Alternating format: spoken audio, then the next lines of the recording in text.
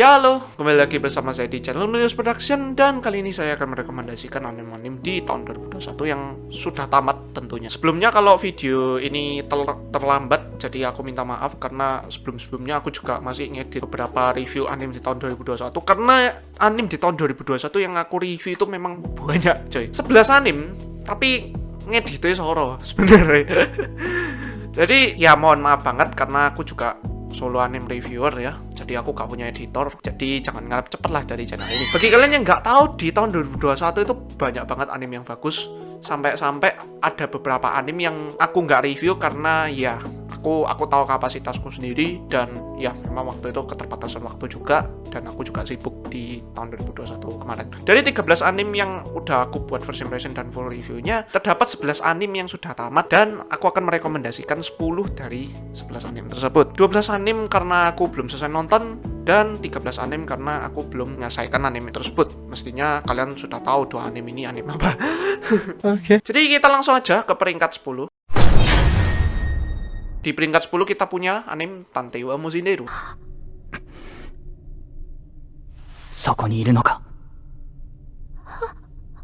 Tantei wa Musinderu ini rilis pada musim summer 2021. Genrenya sendiri adalah action, drama, misteri, dan sedikit bumbu romance di animenya ini sendiri. Anime ini sendiri menceritakan tentang seorang main karakter kita yang bernama Kimisuka Kimiko yang mendadak diangkat menjadi asisten detektif wanita yang bernama Siesta pada saat dia melakukan penerbangan ke suatu negara di mana pesawat tersebut telah dibajak, dan pramugari di sana membutuhkan seorang detektif untuk memecahkan masalah tersebut. Setelah 3 tahun lamanya memecahkan berbagai misteri dengan traveling ke berbagai kota gitu. Pada akhirnya Siesta ini dinyatakan meninggal. Kimisuka Kimiko ini yang mengira bahwa dia sudah bisa menjalani kehidupannya normal kembali diributkan dengan kehadiran seorang wanita yang bernama Natsunaki Nagisa yang mengaku bahwa dia ini mendapatkan transplantasi jantung dari seorang wanita. Dan tentunya Kimisuka Kimiko ini kembali memainkan perannya sebagai detektif, dan bersama Natsunaki Nagisa ini mereka mencari seseorang yang telah mendonorkan jantungnya ke Natsunaki Nagisa ini. Mungkin bagi kalian yang suka anime yang dengan misteri, yang dengan bobot yang ringan ini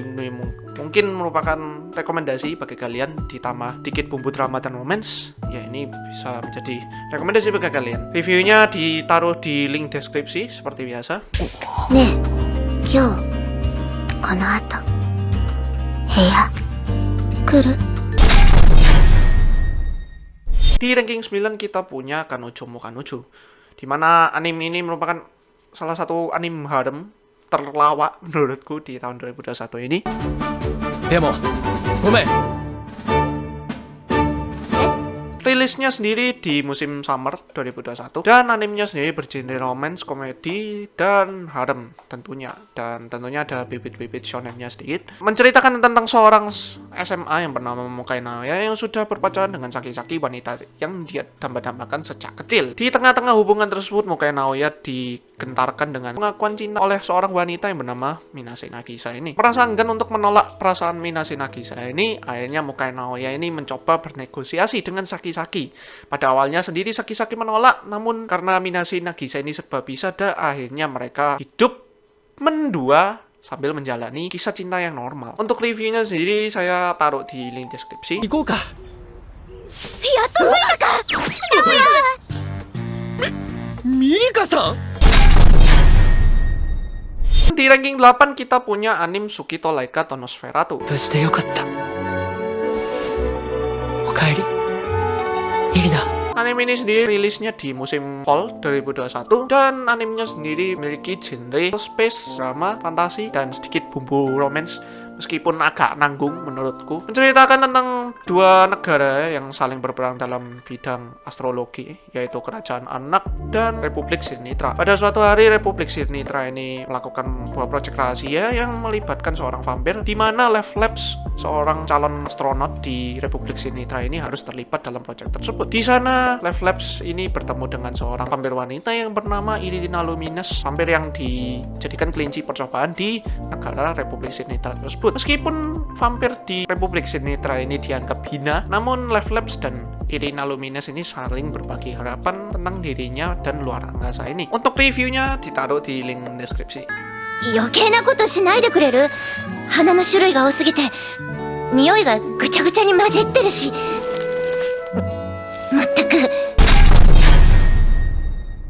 Di ranking 7 ini kita ada anime Sekai Saiko no Ansatsusha. 起きないといたずらしちゃいますよ。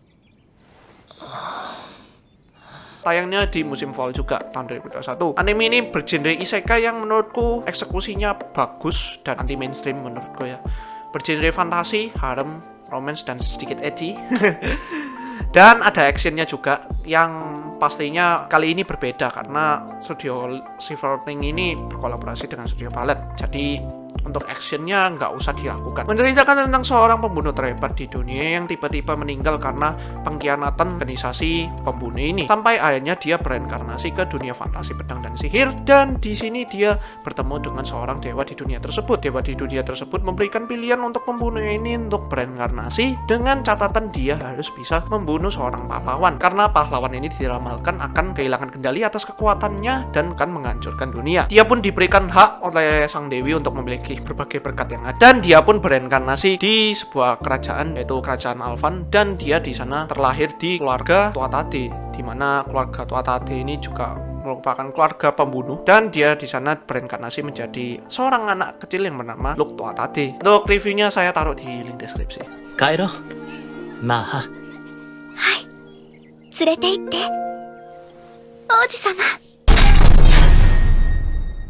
Lanjut ke urutan ke-6. Di sini kita punya anime Hikewosoro Soshite Joshiko Sewo Hiro. 吉田さん、うん。一緒に寝よ。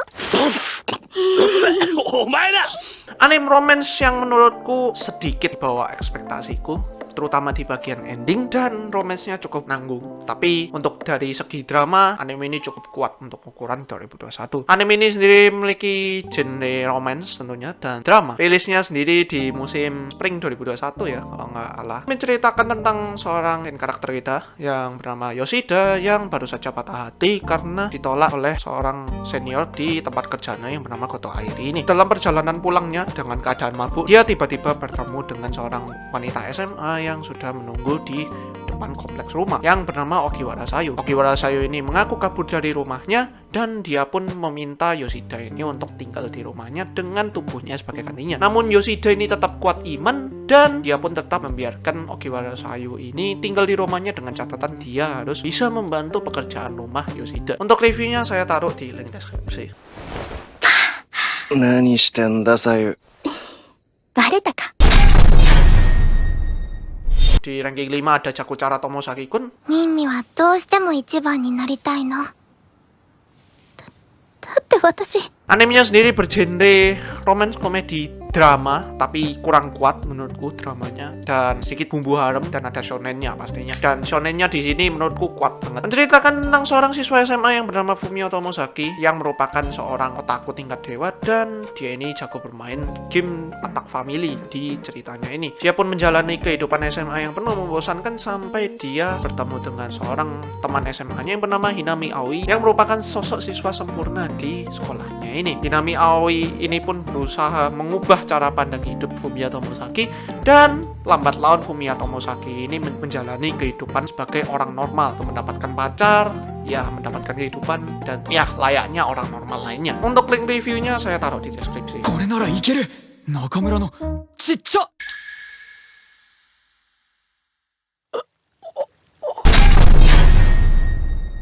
Ke ranking 4 di sini kita punya Bokutachi no Remake. おや、そのつもりで言ったんだがな。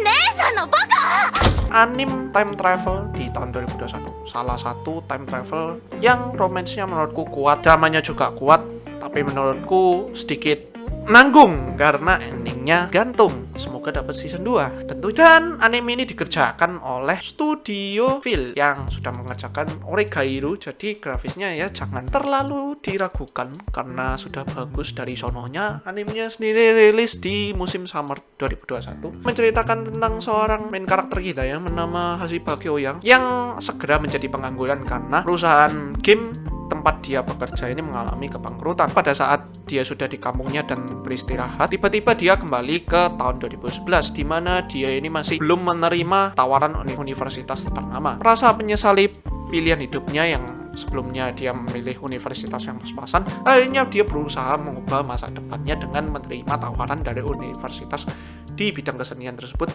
yang ternama ini. Dan di sana dia pun memulai reka ulang kehidupannya dan bertemu dengan sosok-sosok yang bisa membangun karakter Hashiba Kyoya ini. Untuk link reviewnya saya taruh di deskripsi.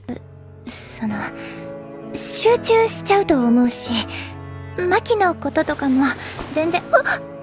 心配しないで。 Oke, kita lanjut ke ranking 3. Di sini ada Taisho Otomi Otokibanashi. ゆずは強い。 Rilisnya di Fall 2021 dan bergenre romance, komedi, dan slice of life yang menurutku komposisinya balance. Namun sayang di sini mungkin kurangnya di grafis dan mungkin alurnya ini kayak agak nanggung menurutku, terutama di ending. Menceritakan tentang seorang remaja yang lahir dari keluarga ternama yang bernama Shimata Maiko, yang tiba-tiba dia dibuang oleh keluarganya karena sebuah insiden kecelakaan yang membuatnya kehilangan tangan kanannya. Dia pun diasingkan di sebuah pedesaan di pegunungan dan dia pun menjadi orang yang pesimistis sampai dia bertemu dengan seorang wanita yang bernama Yusuki Tachibana yang ayahnya pelik karena keluarga Tachibana ini yang terlilit hutang. Meskipun Yusuki Tachibana ini masih tergolong muda dan masih kecil, masih seorang SMP gitu ya, namun Yusuki Tachibana ini berusaha cara pandang Shimata Maiko sekaligus meluluhkan Shimata Maiko ini, dan akhirnya cerita mereka berdua di zaman Taisho ini telah dimulai. Untuk link reviewnya juga saya taruh di deskripsi.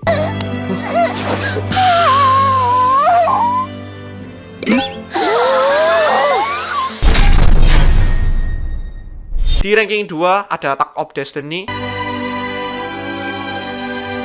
私もいえ、私はマエストロの曲が聴きたいです。 Anim genre musik action di tahun 2021, which means ini sangat worth untuk ditonton. Namun ya ada beberapa yang nanggung menurutku, terutama di alurnya yang sedikit menyimpang dan ya kenapa harus lanjut ke game. Di anime ini juga dikerjakan oleh studio bersaudara yaitu Mappa dan Madhouse. Meskipun di project kali ini sedikit mengecewakan di bagian grafis, tapi masih bisa ditonton. Genrenya sendiri adalah action, musik, dan fantasi. Ceritakan tentang dunia post-apokalips di mana dunia ini diserang oleh makhluk yang bernama D2. D2 ini bisa dibasmi dengan menggunakan alat yang bernama musik card.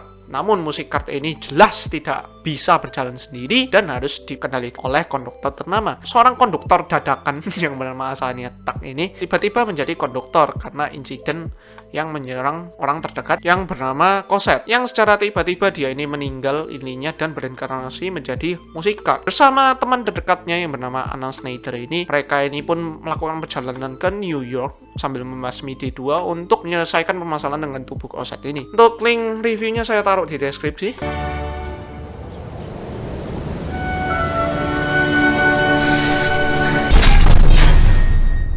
Di ranking 1 menurutku ini dipegang oleh Horimiya. 好きだよ。そう。 Anime romance yang straightforward dan ringan, dan eksekusi skip manganya ini juga bagus. Meskipun dia ini banyak loncat gitu, tapi dia ini untuk menyelipkan semua yang ada di manga itu pinter banget. Studio yang mengerjakan anime ini adalah Cloverworks yang merupakan mantan anak studio dari Ewan. Animenya sendiri memiliki genre romance, komedi, dan slice of life. Ceritakan tentang seorang wanita yang bernama Hori Kyoko yang tampak normal di sekolahnya, namun ketika dia berada di rumah dia berubah menjadi sosok ibu rumah tangga yang bisa diandalkan. Dia pun ini tiba-tiba bertemu dengan temannya yang bernama Izumi Miyamura ini, yang secara tidak sengaja mengantar adiknya Hori ini yang bernama Sota karena terjatuh. Namun betapa kagetnya si Hori Kyoko ini karena Miyamura Izumi yang berpenampilan tidak biasa di luar sekolah, yaitu mengikat rambut dan memakai tindikan yang banyak. Saling memegang rahasia sendiri-sendiri, akhirnya hubungan mereka ini menjadi dekat dan akhirnya mereka sama-sama menaruh perasaan. Untuk link reviewnya saya taruh di deskripsi. Hayaku! Miyamura! Oke, jadi itu top 10 rekomendasi anime di tahun 2021. Dan di sini ada bonusnya, yaitu 86 yang akan tamat di bulan Maret ya, karena ada masalah produksi.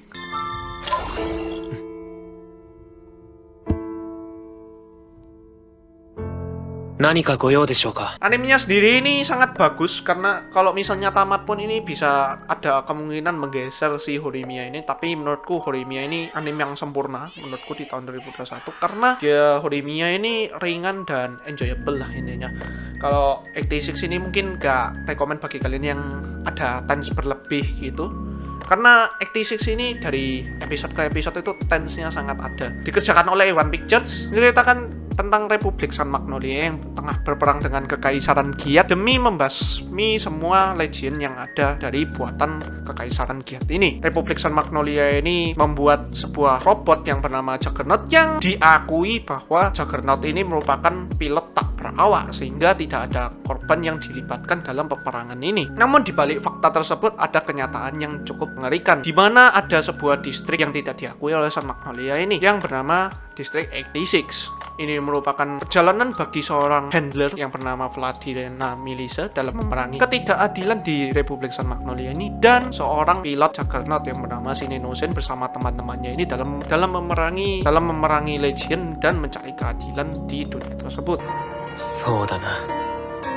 あいつの代わりにお前が死んでいれば。 Oke, jadi itu rekomendasi anime menurut Milius Production di tahun 2021. Selain itu, kalian bisa nonton anime-anime yang akan saya tampilkan di berikutnya ini.